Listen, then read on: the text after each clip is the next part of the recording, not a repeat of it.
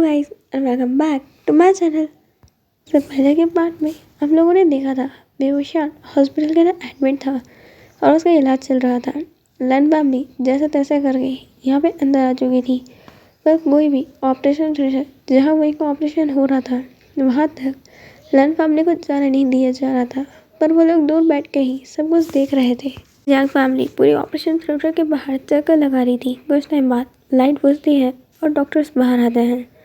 वहाँ पे डॉक्टर कहते हैं हमने यहाँ पे बेहोशिया को बचा तो लिया है, पर एक गन की बुलेट बिल्कुल उसके हार्ट के करीब लगी है, इसके कारण उनकी बॉडी बहुत ज़्यादा ही वीक हो चुकी है। वैसे भी आप सभी जानते हैं ओमेगास की बॉडी कितनी वीक होती है, यहाँ पे वो अपनी हीट के टाइम में कितने कमज़ोर हो जाते हैं। और अब वही जो इतने ज़्यादा गन के शूज़ हो चुके हैं और उसकी बॉडी पे इतने मार्क्स आ चुके हैं, उन्हें जो मेंटली टॉर्चर किया गया है वो बहुत ज़्यादा है।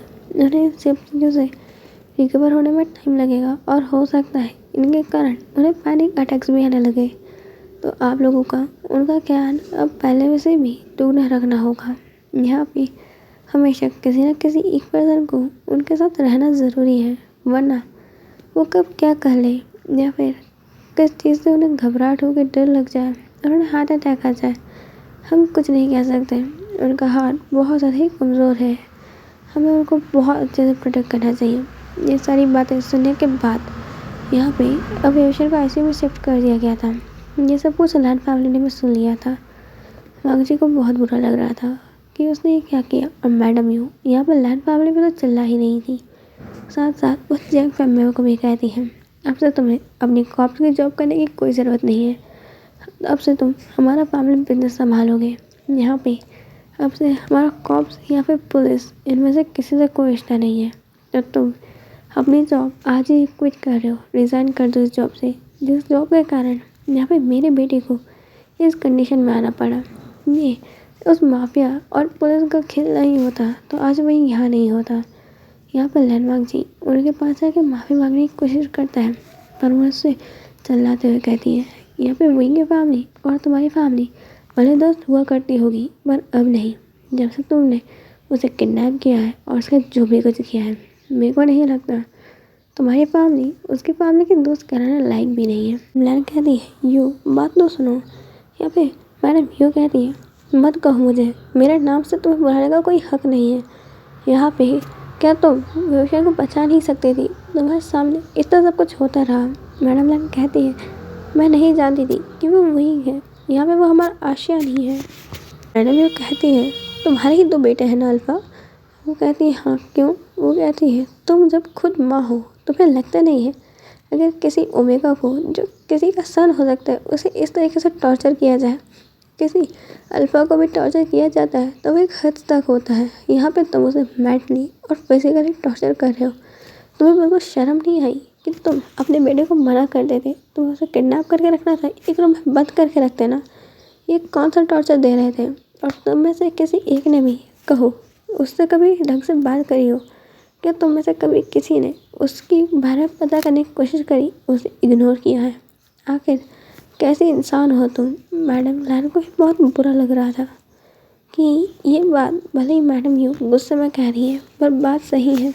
यहाँ पे उनको तो एक पल के लिए सोचना चाहिए था ना। मैडम यू कहती है यहाँ पे अब तक तुम्हारा और हमारा कोई कनेक्शन नहीं है। हम हुआ करते होंगे पास में कॉलेज फ्रेंड्स, पर आज कुछ नहीं है। यहाँ पे वो सालों की दोस्ती किस काम की? हाँ चला करती होगी सालों की दोस्ती सालों साल, पर इसका मतलब ये नहीं है कि सालों की दोस्ती मेरी बेटी की जान ले सकती है। तुम्हारे कारण आज मेरा बेटा हॉस्पिटलाइज है, उसका हार्ट इतना कमज़ोर हो चुका है, वो बच गया, यही बड़ी बात है। पर मैं नहीं चाहती अगली बार से तुम में से किसी एक की भी शक्ल मेरे बेटे को देखने को दोबारा मिले इस लाइफ में। यहाँ पे जैसे ही वो ठीक हो जाएगा, थोड़ी कंडीशन ठीक, हम चाइना छोड़ के वापस चले जाएंगे। यहाँ पे कोई ज़रूरत नहीं है तुम लोगों को हमारे लिए सिंपैथेटिक होने के लिए, बस जब तक यहाँ है अपनी शक्ल हमें ना ही दिखाओ तो ही अच्छा रहेगा। रमीऊ ये कह के अब आईसीयू के वार्ड के अंदर चली जाती है। यहाँ पे और भी लोग जाना चाहते थे, पर नर्सेस रोक देती हैं कि यहाँ पे पेशेंट से सिर्फ एक बार में एक ही पर्सन मिल सकता है, ज़्यादा पर्सन्स अलाउड नहीं है, और लोग जा ही नहीं पाते। कुछ टाइम बाद वेवशान को यहाँ पे एक वीआईपी रूम में शिफ्ट कर दिया गया था, जहाँ पे पूरी जैंग फैमिली थी और बाहर बहुत सारे बॉडीगार्ड्स खड़े हुए थे। हर बार में उनकी शिफ्ट चेंज हो रही थी और उसके लिए भी यहाँ पे उनको बिल्कुल डीएनए एक मशीन में डाला हुआ एक फिंगर प्रिंट आउट था। उस फिंगर प्रिंटर से चेक हो रहा था कि उनका डीएनए मैच कर रहा है उनकी डाटा से या फिर नहीं, कि ये उन्हीं के गार्ड्स हैं या फिर नहीं, क्योंकि उन्हें लैन फैमिली में बिल्कुल भरोसा नहीं है। ये हो सकता है वो यहाँ पे उनके गार्ड्स भेज दें। यहाँ पे बिल्कुल जलबुझ के राख हो गया था। उसने अपने कमरे के सारे कांच के सामान तोड़ चुका था। यहाँ पे बुक्स नीचे पड़ी हुई थी, कुछ फाइल्स बिखरी हुई थी। यहाँ पे शुयांग चिल्लाते हुए कहता है, आखिर क्यों उस वेवशान में ऐसा क्या है जिसके कारण पूरी लैन फैमिली उसकी इतनी चिंता कर रही है। मैडम लैन से चैन, यहाँ पे लैन फैमिली सब लोग उसके पीछे हैं। आखिर ऐसा क्यों हो रहा है? जब से वो यहाँ आया है तब से उसने यंग मास्टर का पूरी अटेंशन ग्रैब कर ली है। उसे परेशान करने में यंग मास्टर को इतनी मज़ा आती थी कि उसको परेशान करने के लिए उन्होंने सारी डर्टी ट्रिक्स करी। पर यह सब कब बदल गया कि वो इंसान जिसे वो टॉर्चर करना चाहते थे आज उसी के लिए वो इतनी केयर कर रहे हैं और खुद के ऊपर इतनी गिल्टी फील कर रहे हैं। आखिर क्यों वो अपने आंखों से आंसू बहा रहे हैं तो ऐसे पर्सन के लिए जिसे वो सिर्फ कहने का दावा करते हैं तब से जानते हैं जब वो 2 साल का होगा और आज देखने को मिला है। मैं ये नहीं सुनना चाहता कि उनका वो लिटिल बनी है, अगर है भी तो अब इसे मरना होगा। ये जीना डिजर्व नहीं करता। यहाँ पे शुएब बिल्कुल पागल हो चुका था। उतने में उसके फ़ोन में कॉल आती है। वहाँ से वो कॉल देखने के बाद वो पिक करता है। एक अननोन नंबर था। वहाँ से अब बच्चों की आवाज़ आती है, शुयांग तुम बड़े उदास लगते हो, क्यों ना तुम मेरी थोड़ी मदद ले लो। यहाँ पे शुयांग अब गुस्से में कहता है, कैसी मदद?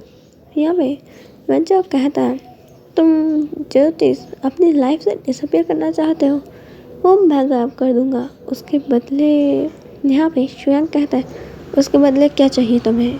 यहाँ पे बच्चा कहता है, इतनी जल्दी क्या है अभी जानने की, बस तुम एक छोटा सा काम कर दो कि तुम्हारी फैमिली में हमारा एक स्पाई है जिसे तुमने पकड़ के रखा है। उसके गले के अंदर एक लॉकेट है, तो लॉकेट मुझे ला के दे दो, बस तुम्हारा काम ख़त्म। और यहाँ तुम्हारा काम यहाँ ख़त्म और वहाँ पे जो तुम अपनी लाइफ से चीज़ें डिसअपियर करना चाहते हैं उसका। यहाँ कहता है, रहने दो, मुझे तुम जैसे लोगों की ज़रूरत नहीं है अपना काम करने के लिए। वेंचर कहता है, एक बार फिर सोच लो, ऐसे ऑफर्स बार बार नहीं आते। यहाँ पे शुयांग कॉल काट देता है और कहता है, मैं यंग मास्टर को धोखा नहीं दे सकता। हाँ, मैं उन्हें चाहता हूँ पर इस तरीके से बिल्कुल नहीं कि इन जैसे लोगों की ज़रूरत पड़े मुझे मेरा काम पूरा करने के लिए। और यहाँ वेंचर जो कॉल करने से बहुत गुस्से में था, यह सच में वो खुद को ये समझता है कि मैं उससे 4 मिनट अच्छे से बात क्या कर लिया, उसे कॉल पे खुद ने ऑफ़र दिया तो मेरे ऑफ़र को रिजेक्ट कर सकता है।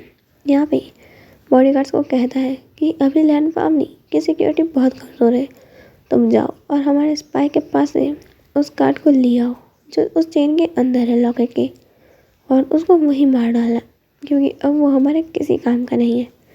और यहाँ पे अब वो शुएब की पिक्चर को जलाते हुए कहता है, मुझे लगा था तुम हमारे काम आओगे पर बिल्कुल नहीं, तुम बहुत ढीठ हो और ऐसी ढीठ चीज़ों को मेरे को मेरे काम में लाने में ज़्यादा मज़ा नहीं है।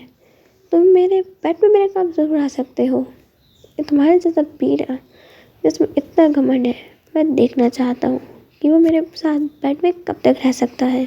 जब ये कह के शुएब की उस फोटो को फेंक देता है, यहाँ पे देखने को मिलता है बच्चों के रूम में शुएब की ढेर सारी फ़ोटोज़ थी। आज के लिए इतना ही, अब मिलेंगे नेक्स्ट पार्ट में। बाय।